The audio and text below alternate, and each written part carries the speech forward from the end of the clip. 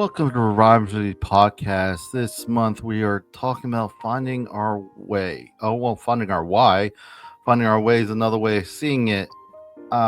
Speaking of, I was thinking about this month and thinking about how to kind of give an analogy about it. And I think about car rides when I was a kid, or you're sitting next to a 7-year-old and they keep asking the question how long it will take, but also why is it taking so long? It's kind of interesting how we stop getting curious as we get older. We stop asking the question why things are the way they are, and at the same time, finding our why is very personal, and it's very much the context of what's important to us, what our values are, and all of that. So today, this month, we're going to be diving deeper of what that may look like, how that may be a big boost forward, especially if you are a little bit more in tune of what is important and what your values may be. Mark Twain says it this way, and I like what he says. He says the two most important days in your life are the day you were born and the day you discover the reason why. Today we have a new guest. His name is Matt O'Neill. Thank you so much for coming on and just being part of the conversation, being part of the discussion. Robert, dude, I'm so happy to be here, man. It's going to be fun. Yes, and I just for one, I always appreciate new guests and returning guests, because it's not always easy to find time, to scheduling and everything. We could always make. Last week I was sick and we are supposed to record. I appreciate you being flexible, and let's get into it. But before we do, disclaimer for those in the States: if you are in crisis, please seek help. 988, it may be a tool that may be helpful, but if it's just you're not feeling so things are not going so well, try to find those people that you can trust, those people that you could say, I need help. It's hard for us as we grow up, but if you got that group, whether it's a church, whether it's just a group of friends, colleagues, if you're not doing so well, don't keep it in. I encourage you to find help if possible. Again, thank you so much, Matt, for coming on. And I say people say it better than I, as we enter. I just want to go into it, if that's okay with you. I want to go into man, I'm excited about it. I mean, my why right now is being here with you and the listener. I appreciate that, because staying present is very important. I could be everywhere else, but I try to be excited where I'm at right now. I'm excited to be here with you, Matt, too. Picasso says it this way: the meaning of life is to find your gift. The purpose of life is to give it away. I feel it's very kind of symmetrical, but also kind of like beautiful if you kind of look at the whole scope of it. We kind of, a lot of times we're, what are you going to be when you grow up? When you're younger, that's what you're asked. What do you want to do when you grow up? And it gets more complicated than that. When you hear this quote, anything else that you want to share? What do you think, Matt? Yeah, I think Picasso missed finding his why. Yeah. And I think he missed it. And I don't necessarily agree with this quote. Mm-hmm. And Picasso ended up cutting off his ear. Yeah. And drinking himself into stupors over and over again because he was plagued by so many demons. I've been to the Picasso Museum, and and there were just so many self-portraits of him in a sad and morose look. Mm-hmm.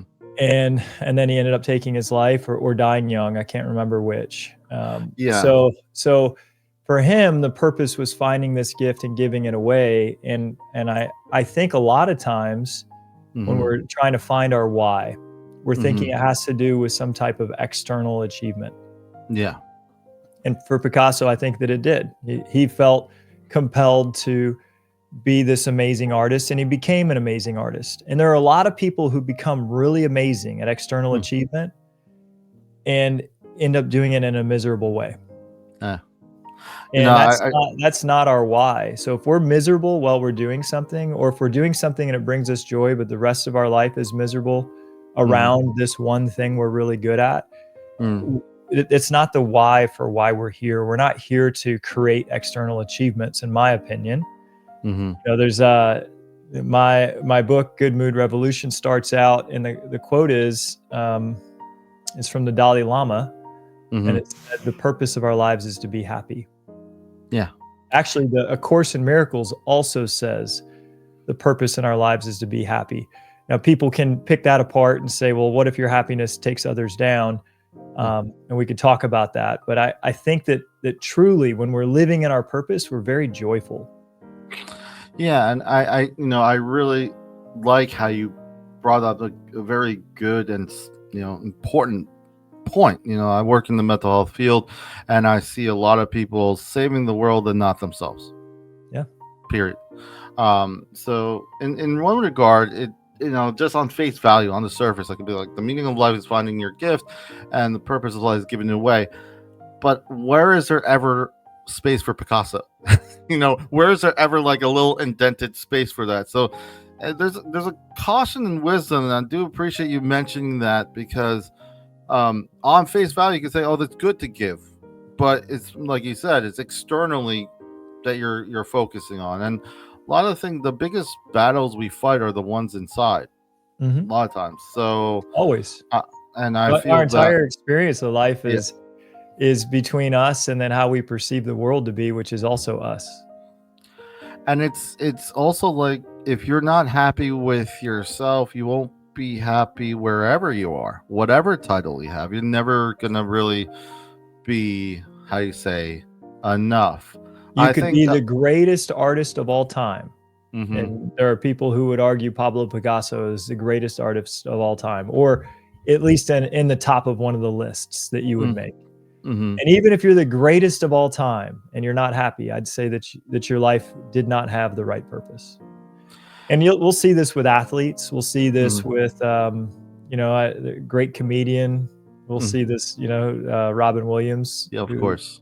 And then some amazing musicians who've reached the highest of heights.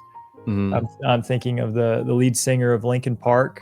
Yes. Just made incredible music. Of course. And then Kate Spade, Anthony Bourdain, just Yeah. people who really have said, I'm going to achieve and become and give, and yet inside couldn't sustain that joy. Now, I don't know any of these people personally, so I can't speak to what they were going through. I know that Robin had some type of an illness, like a physical or mental illness as well, and he was struggling, and I'm sure some of the others did as well. But I'll tell you this: there are people that have illnesses or that have that are going through some really hard things that also have a lot of joy. Yeah. And so I know that that's a possibility for all of us, no matter what we're struggling with, that we can find a way to joy. And that's what I talk about. I teach how happiness is really a skill, and it takes a ton of work, but there are definite things we can do to improve our joy, even when life is hard. I have to very much agree with that. I could look at, let's say I'm healing from some sort of injury, or I'm healing from just some mental strain that I'm going through. I could look at this as, wow, I'm doing nothing. I have all this time. Or I could look at this like, wow, I have so much time to heal, so much time. It's how you look at it, reframing that. I want to go into Carl Jung. He says it. I like what Carl Jung says here. I am not what happened to me. I'm what I choose to become. It becomes more ownership, as opposed to Picasso, where it's more externally. You kind of see this one, it's more internally. I love this quote. Yes.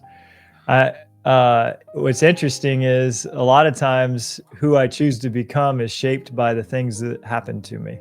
Yeah. And if I choose to see them as a powerful ally in my development, rather than something that I'm victimized by.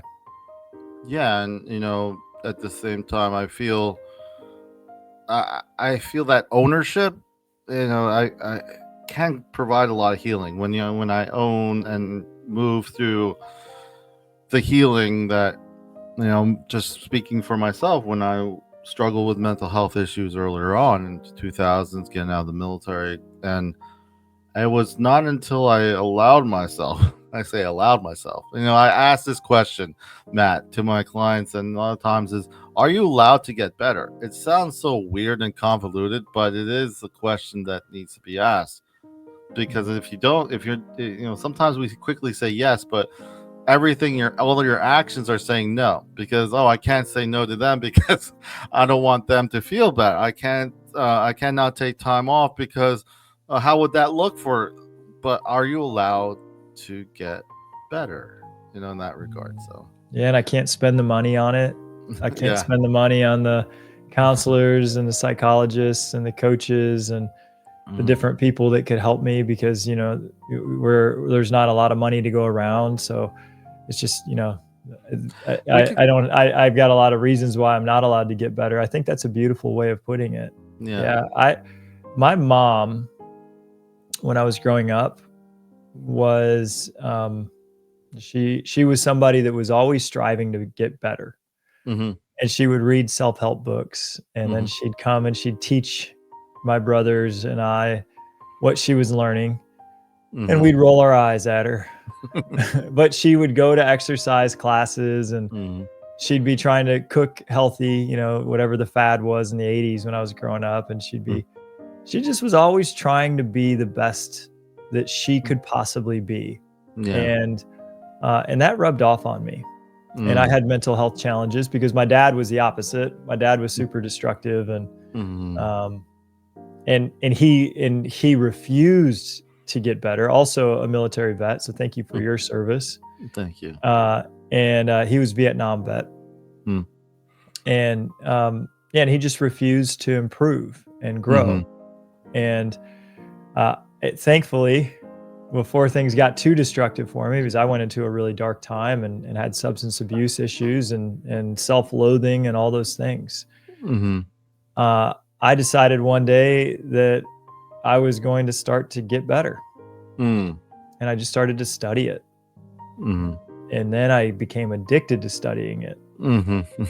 And because everything was going so well, or at least so much better than it had, once I started to learn the concepts of how we can actually feel a better mental health state of being. And this goes back to finding our why. So what if our why for being here is to go through dark times and to experience dark mental health emotions, only to discover through the darkness that in us is the light, that in us is the joy we've been seeking, that we are the love that we want to experience. This may be the purpose all of us are here. There's a beautiful children's story, and the children's story was written by a guy named Neil Donald Walsh, and I've read it to my kids. I just love this story. It's called The Little Soul in the Sun. And in this story, this talks about the why of why are we here, which is a big question. What's our why? Why are we here? Finding our why. There's this little soul, and this little soul is having a conversation with God, and the soul says, God, who am I? And God says, well, you're the light. And the little soul looks at God and is like, what's the light? And he said, well, the light is all that is good. The light is all that is loving, all that is kind, all that is joyful, all that is peaceful. He said, the trouble for you is that you're here in heaven. So you're surrounded by all this light and you can't see your own light. It's like, he said, you're like a candle, one flame of a candle sitting on top of the sun. And your light is bright, of course, but there's so much brightness around you, you just can't distinguish yourself. And the little soul said, well, how can I know myself as the light? And God said, well, to do that, you need to go into the darkness. And he said, well, it sounds kind of interesting. And he said, well, it is a big adventure. And he said, if you're going to go into the darkness, you might want to work on something. Is there something you want to work on? And the soul thought about it. And then he said, I'd really like to learn about forgiveness. And God said, oh, that's a wonderful thing to learn about. He said, to do that, you're going to need to grab a friend. Can you find a friend? And he said, oh yeah, here's my friend. And his friend comes over and he said, hey, would you help me work on forgiveness? And the friend says, oh, that's a tough one, but I love you so much. I'm willing to do it. And the friend puts on this super dark coat and then puts on another super dark coat and starts to look really sad and miserable. And the soul said, oh no, what are you doing? And the friend looks at him and he says, I'm helping you. I have to turn myself into the darkness so that you can forgive me. And the soul says, wow, you would do that for me. You would put on all this darkness just to teach me about forgiveness. And the soul said, I love you that much, I would. And so God says, okay, off you two go. And he sends them both to earth where the darkness lives. One is the dad and one is the little boy.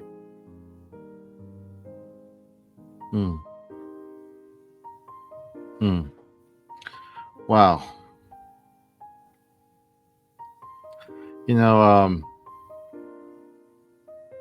That's powerful. And I think when we, when there's this, I want to continue this conversation where we're talking at, but I do, when I was hearing that story, I was also hearing, you mentioned your dad was in the military. A lot of times when I think about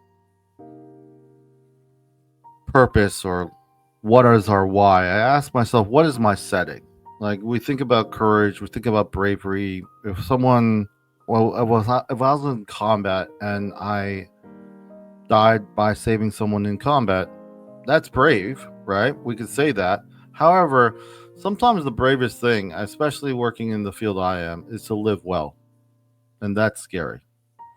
Sometimes, especially if that means looking at yourself in the mirror. I remember this one sociologist book.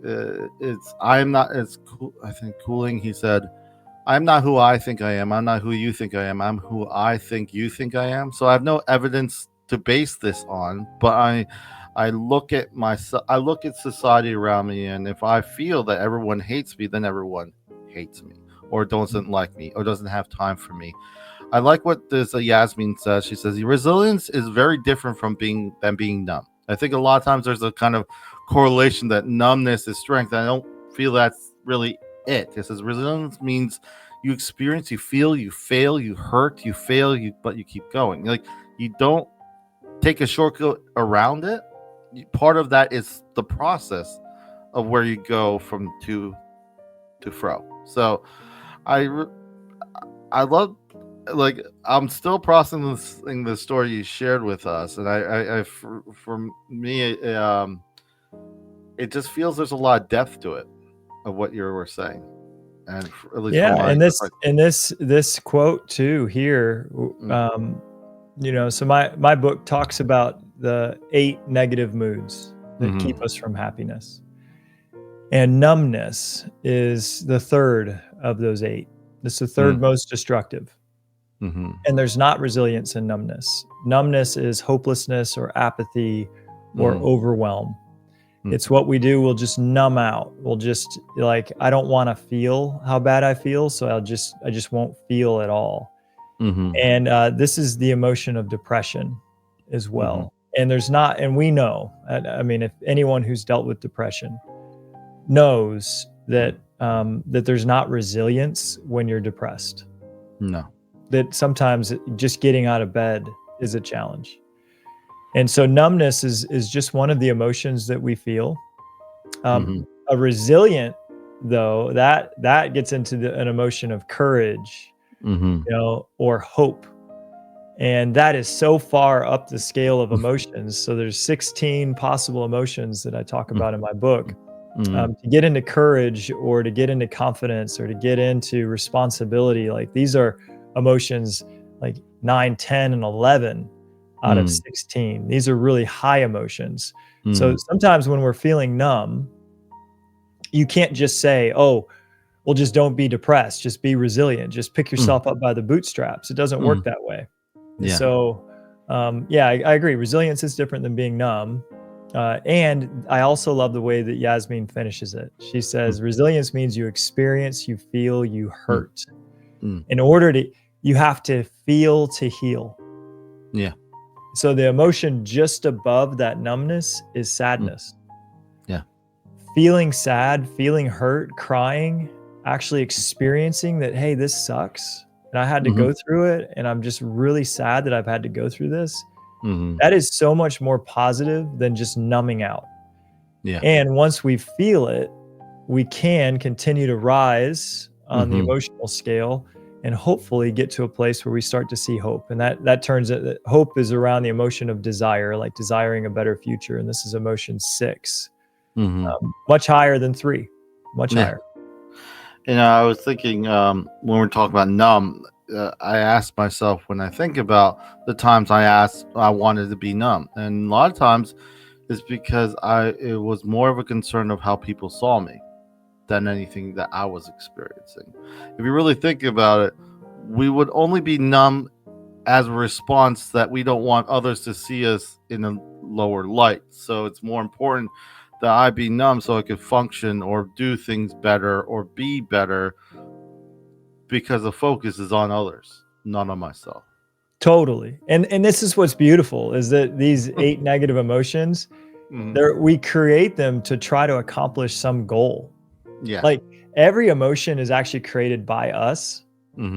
We're the ones inside making up the rules. We're the ones that are inside that are making up the stories and the belief structures about why we're going to do what we do. And you just said it very, very well.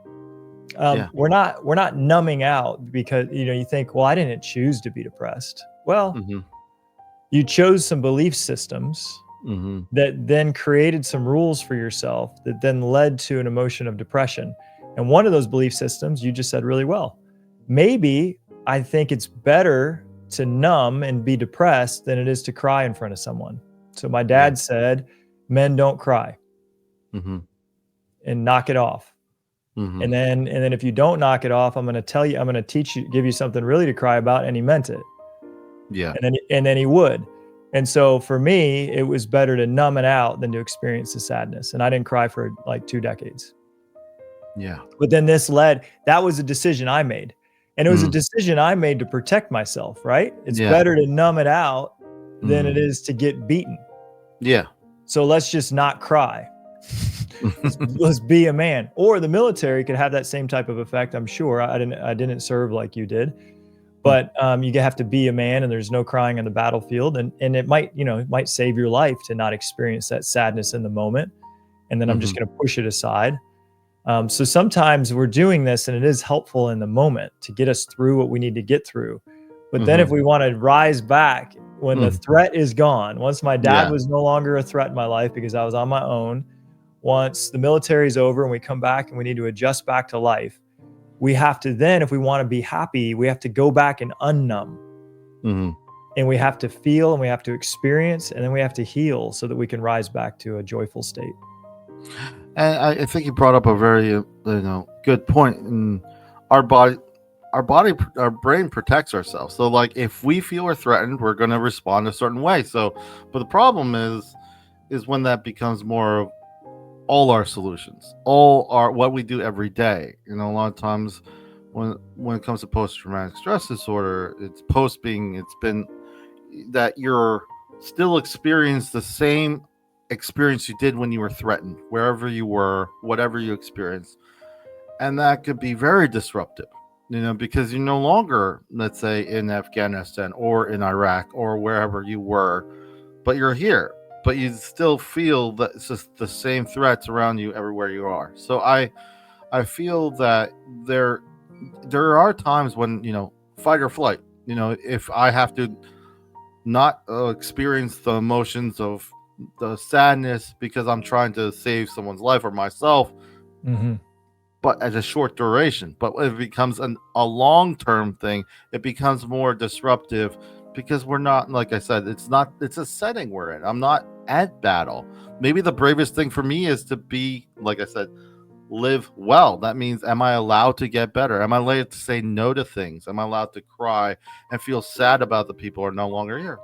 Well, Robert, let me bring this back to the story of the little soul in the sun. Go ahead. And this is bringing us back to finding our why. My belief is that our why, again, is to experience the darkness so that we can find the light within us again. That all of us are that little soul, that we are the light of the world. In the Bible, Jesus says, you are the light of the world. He says, I am the light of the world. He also says, you are the light of the world. That means all of us are the light of the world.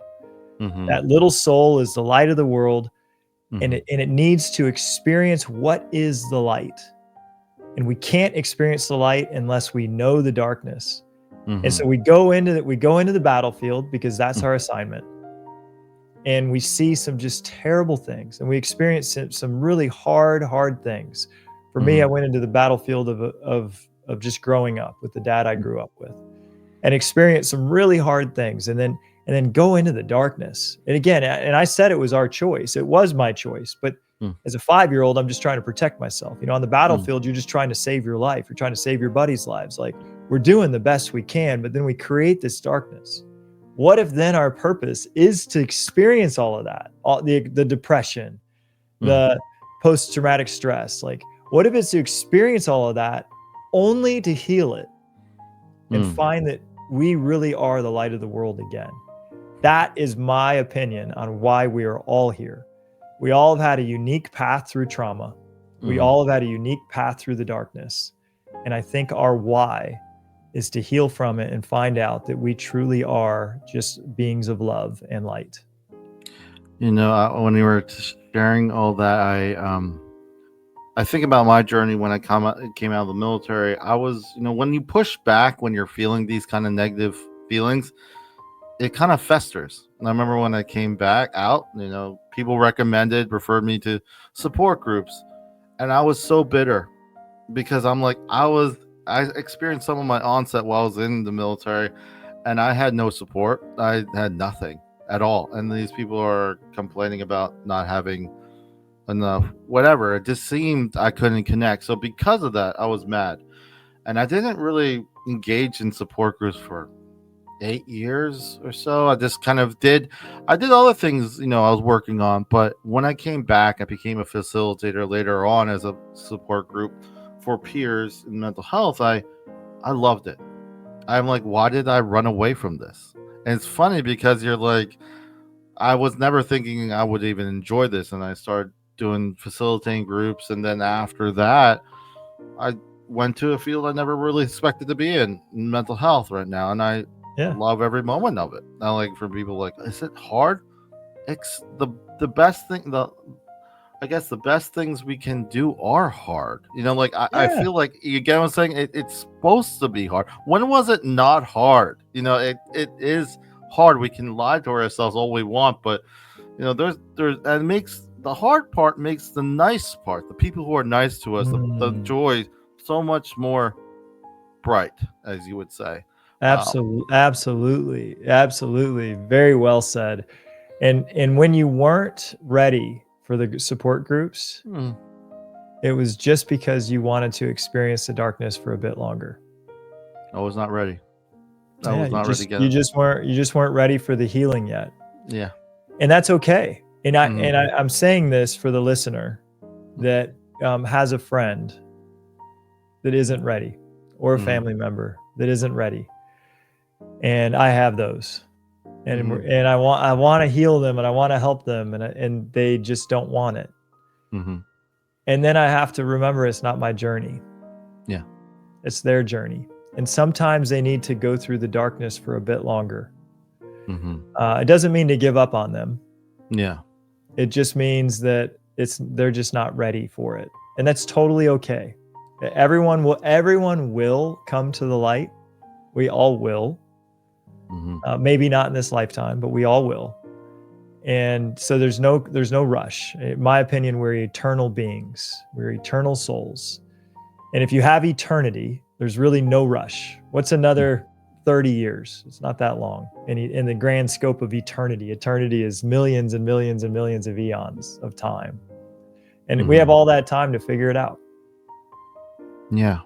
And, I think, when we're young, we're told to be nice. And I ask myself, what does that even mean? Be nice mean like stop being annoying, stop asking questions like that kid in the car ride. But I try to be kinder. A lot of times, the more I know, the less I know. I tell you that much, Matt. I'm humbled by the people I'm able to help in my work. I don't never feel like I have it all figured out, but I would say something.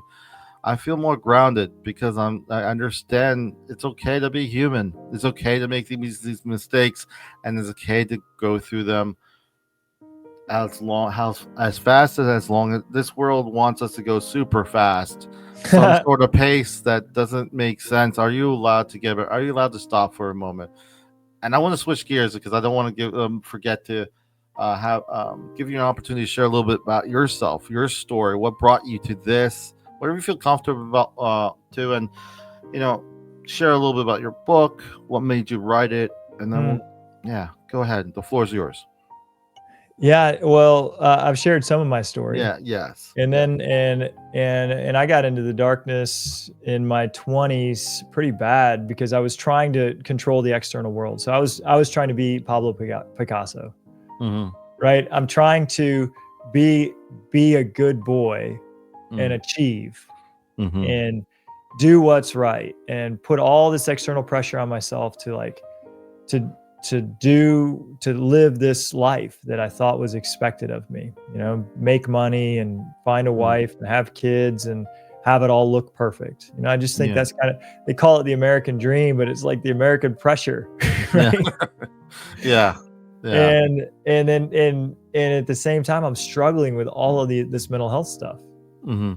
And I didn't have anyone saying how to fix it. Yeah. And for me, somebody handed me a book, and the book was The Secret. It was actually a movie, but I read the book too. But it was the movie The Secret, and I watched that movie, and man, a light bulb went off. Mm-hmm. It said what you started out this whole show with, that I have agency, I have control, I have responsibility here. That these bad emotions that I'm experiencing, that those are creating negative results in my life that I don't like, and that positive emotions and positive thoughts, they would create positive experiences in my life that I did want. Well, that was like an epiphany. Holy cow, like, wait a minute, I'm in control of these thoughts and these emotions. It felt beyond my control. And then I got super kind of mad about it. I got pissed about it. I'm like, who can control their thoughts? No one can control their thoughts. I'm like, who can control their emotions? I can't control these emotions. And it felt so hard. Like you were saying, like crazy hard. Mental health is really, really hard to figure out. And I got mad about how hard it was. Yeah. And I kind of, you know, I kept, because I had an upbringing of playing the victim. I felt like a victim, that it was too hard to figure out. But gradually, one book at a time, one counselor at a time, one session at a time, one conference at a time, one mentor, one coach. Yep. It just started to sink in a little bit and a little bit and a little bit. And then 20 years later, I'm living a life where I can be myself and be happy with who I am, with regardless of what I'm achieving or what I'm not achieving. Yeah. And then there was a call. So it was from age 25 to age 37. So it was 12 years of just study, grow. And then when I was 37, this was like, so I'm 43 now. So six years ago, I had a call to write a book and to share my transformational work with other people, and to do what Picasso had said, you know, serve others with what I had done. And I still feel that pressure that Picasso talked about. I still feel this pressure that I need to help more people. And that pressure is not real.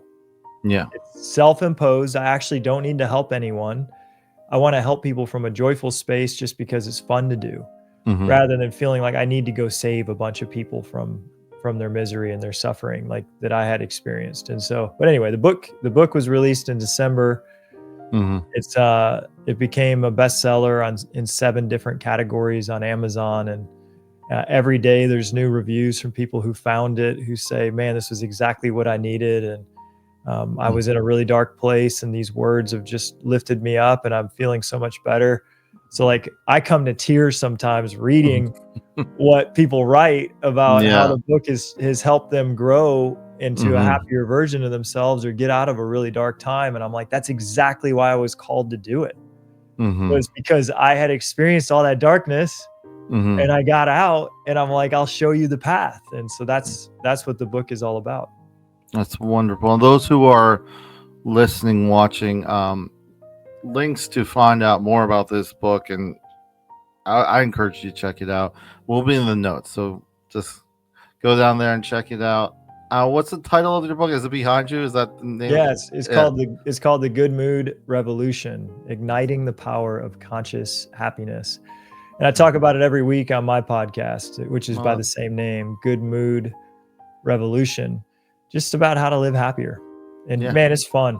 It's fun to do. Like I'm so passionate about it, just like you are, because who doesn't want to feel good? Yeah. And, it's strange how when you were telling your story, and I thought one of the things that I had to kind of let go of is that no one's going to really understand what I went through or what I'm going through.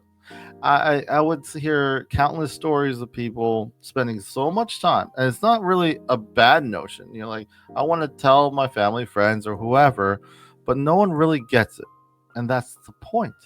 You're the one who needs to decide. You're the one who needs to make these decisions, and it's actually sometimes I think back of what a blessing it was that no one told me anything directly. They heard it, but never really heard it right, in my mind. So there's an ownership, there's accountability. Accountability is not a bad word when it's a safe place. How can we create those safe places around us?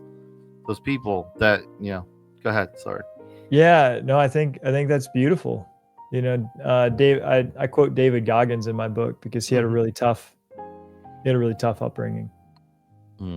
And he was a big victim to it, rightfully so. His story is tough. Yeah. And he one day was feeling pretty miserable about himself, and just said, F it. I'm going to actually take ownership and accountability of my life. Yeah. And it doesn't matter what happened to me. It matters who I choose to become. And that was one of the quotes we talked about earlier in the show. And yeah, we kind of, but we all have to make that decision at some point to say, F it. I don't want to live like this anymore. I don't want to suffer anymore. And hopefully we make that decision rather than letting the suffering overtake us and succumbing to substance abuse or worse, taking our life. That hopefully we say, no, there has to be a better way, and I'm going to find it, and it's up to me. And I try to encourage, obviously, internal validation. Like, of course, I'm not in I'm not on an island. I care about others. I care how they feel about me, but not to the point where it kind of directs my course. I take ownership when I say something wrong, if I did something wrong, but at the same time, I'm valued because of the time spent. Those times when you're in your room and you're down, you don't want to get up, you're crying, you're going through these emotions, but you're not avoiding them. You're trying to take steps. A lot of times when we get anxiety, it's like we're looking at WebMD of everything that could happen. Then we're talking to all our families about that. And then when is there ever a space to take one tangible step towards anything? Because there's not, because we also have social media that takes up a lot of distractions. So when is there ever time? So I asked a lot of people, they say a lot of things which I totally agree with. Like, man, that must be hard. I'm there empathizing, but I'm like, and they tell me all the wonderful things they're doing for people. Then I ask them that, when is there ever time for whoever this person is? When is there even like 5 minutes of time from everything you're telling me that you could do something to help you as opposed to everyone else? And it's not to say that. Go ahead. Sorry. We need to create that space. It's a requirement if we want to be happier. And you hit the nail on the head, man. There was so much less mental health issues prior to social media, prior to on-demand TV. Mm-hmm. Yeah. We now can distract ourselves from anything we're feeling at any moment. Yeah. And the distraction is typically stress and anxiety inducing. Mm-hmm. So social media puts us into comparison, Yeah. and we're comparing our lives with the best lives of other people. We all know that, Yeah. but we're Well, addicted. But we're yeah. addicted to it. You can just kind of think about yourself when you take a picture. You're like, okay, this one doesn't look good. Let's try again. Is that really I'm not reality? going to look good enough because everyone else on here looks amazing, and so Yeah. that's a bad angle, and I don't look good enough. Yeah. So here, I deleted it. Yeah. I deleted all social media from my phone. It's been a year. I haven't missed it, but I deleted it because I'm serious about being happy. Yeah. The other thing I do is I turn my phone on airplane mode Yeah. when I go to bed. Yeah. And I wake up and my phone is on airplane mode, and I cannot open my email, and I can't open the news, and I can't open anything because my phone is on airplane mode. Now, could I turn off airplane mode? Sure. But I have a commitment that I'm going to have space in the morning before, like, to just be a human, to be a human being, to say hi to my wife when she gets up, to say hi to my kids when they get up, to maybe exercise, to work on a journal, which I think journaling out is one of the best things we can do for mental health, to read something inspiring. I have space to think without distracting myself. And I have bad days, man. I woke up today, I had 5 pretty heavy negative thoughts. It took me an hour to coax them out of myself. But because my phone was on airplane mode, and I didn't have social media, and I didn't have email, and I didn't have all the demands, I was able to sit in my negativity and say, with just a blank paper and a pen, and I said, what are the negative thoughts? And one showed up, and I wrote it down. And then I didn't stop. I said, what else? Yeah. It took me an hour, but after an hour, I had 5 significant negative thoughts on that page.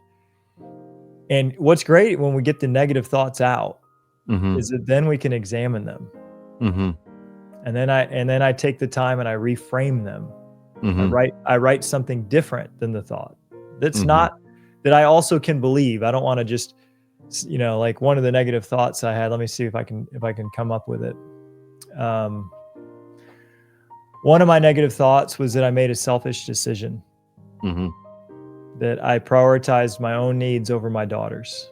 Okay, well, that's a negative thought, and I did make a decision that prioritized my needs over my daughter. I scheduled a surgery for myself the day before her big cheerleading competition, and I was feeling bad about myself for doing that. And then I wanted to reframe it. And so the negative thoughts there, and I said, okay, well, what's a reframe here? And the reframe was, there's no perfect time for this surgery. Yeah. And then I'm still going to be there for my daughter. Yeah. I'll miss the first day, but it's a 2-day competition, and I'm going to be there for the second day. And then I'm working with her every single night. I literally right now am working with her every single night on her cheerleading passes. And so while I felt like I was being selfish, I started to write the ways I was being supportive. Yeah. And it neutralized the thought. But I had to get the thought out because the thought was holding me back. And then I had to neutralize it with some other truth. And I did this with 5 different negative thoughts today. Yeah, I challenge, when it comes to negative thoughts, negative talk, speech in my head. I think it's never. I always try to encourage. At least I've done it so many years, but to not just be on the surface on things. If I feel bad or I'm upset with someone, why? Ask the question why, and continue asking till you get the derivative of what that is. I think that's better done with paper, though. Yeah, it is. And it's hard sometimes. We can just run in circles in our head. Of course, yes. And it's like I was helping that same daughter with math yesterday, and she was trying to do it all in her head, and we both were getting the questions wrong. Yeah. And I'm like, why don't you? I'm like, I used to write math down on paper. Yeah. And she's like, oh, Dad. And I go and get a piece of paper and a pen, and we start to write out the equations on the paper. Yeah. And she started to get them right. Well, I think it's the same thing with mental health, that when we're upset with someone or upset with ourselves, we can try to solve it in our head, but sometimes we don't get it right because we're just spinning circles. And I just really like saying, what is it? Let me look at it on paper, because it's just like an equation. Can I solve it? And we typically can. Yeah, use the tools around you. Like if it's hard to remember everything that happened. We do have, at least I feel this, just like what you're saying, we could go in circles. We'd be close, but not close enough. One thing I want to say as we kind of get close to our final thoughts is, there was a guest that came on. I really loved what she said. There's a lot of focus on when we say mental health, we think we're automatically really saying mental illness, not health. Like for me, working in the mental health field, it's like the focus is on the illness, not the health, or the how you would say mental maintain certain things, especially in crisis situations. But what is the why after that? The gray area after that. Let's say you're no longer no longer in crisis situation, but then you're still having these symptoms of there's an environment that are causing strain. So it's I think that's where also it's important to emphasize the mental health being the emphasis moving forward. So when you said an hour it takes, I try to encourage my clients that if a person, it's easier when it's a physical ailment. If someone came back from combat, had no legs from combat wounds, and has to go through a prosthetic or through wheelchair to go to work, right? He was going to work. It takes him maybe 40, 45 or an hour longer to get there. Is that person less valued? No. So whatever steps you have to take mental health wise, I see is no different. So if you have to take, it's a really good point, Robert. I mean, it's a super good point. And what's interesting is we're willing to put in an hour of physical therapy to fix something that's not working, like our knee or our elbow or our shoulder. But people are less likely to put in an hour to fix something that's not working with their thoughts. Yeah. Why do you think that is? I think that's because we're just catching up on, like you mentioned, this stuff are skills. Skills mean that it could be learned. It's not like we just have it. Like interpersonal skills, I don't just have it. I have to practice. I have to learn. I have to grow. Mental health, our thoughts, our emotions are something that has to be worked on. It's like on the simple page, if we work on, let's say, one part of our body when we work out and not another, it's going to be disproportional. You're not going to just learn things because you just heard it. And we know this when it comes to physical, but I feel it's no different mental health wise. I think we look at mental health as, like I said, mental illness. So we only deal with it when it's in crisis, and I feel that's a big misstep, a missed opportunity for those who are listening, those people who maybe they don't have a mental illness, but they're struggling with interpersonal skills with their family and friends, or just connecting, especially now. It's not nothing's going to happen if nothing happens. Quite simply. And I think that's where sometimes this kind of gets on the side burner. It's seen as something we should know. And I say, why can't you give yourself grace and kindness to find that out? It's okay to not know and learn it and grow. And that's where I'm at. So well said, man. You're absolutely right. We feel like we should just know how to be happy. We should just know how to have great relationships. Well, we don't. So we have to learn it. We have to work on it. We have to work on it. We have to work on it. And it's never ending work, because there's always new levels about how we can become a better friend. Yeah. There's new levels about how we can become a better father or a better spouse. There's new levels about how we can become kinder to ourselves. There's new levels to happiness. It doesn't matter how happy we become. There's actually it's like a mountain without a top. We can become more and more and more healthy and more beautiful mentally. Mm-hmm. And as you said, you became addicted to this journey. I Mm. have too. What a great addiction. Yeah. Yeah.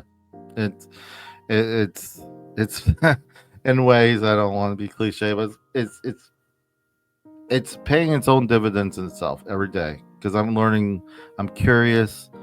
Last time I was curious, I was a child. There's something youthful and life bringing when you are curious about yourself. When Mm, things matter. When I'm upset, I'm sad. I'm not hiding it. I'm not stoically, like trying to be stoically hiding the fact that if the person matters to you, are you going to fight for that person or heck not? yeah. Heck yeah. So, any final thoughts as we wrap up? It's been wonderful to Yes. share. Yeah, man. My final thought is your show is awesome and the work that you're doing in the world is just you got a lot of respect from me, Robert. I'm a big fan. Thank you so much, Matt. Just want to remind people to stay updated with ReviveMinistriesFL.com. It's our website. This is goodbye from Revive Ministries for now. This is from Henry David Thoreau. He says, "What you get by achieving your goals is not as important as what you become by achieving your goals."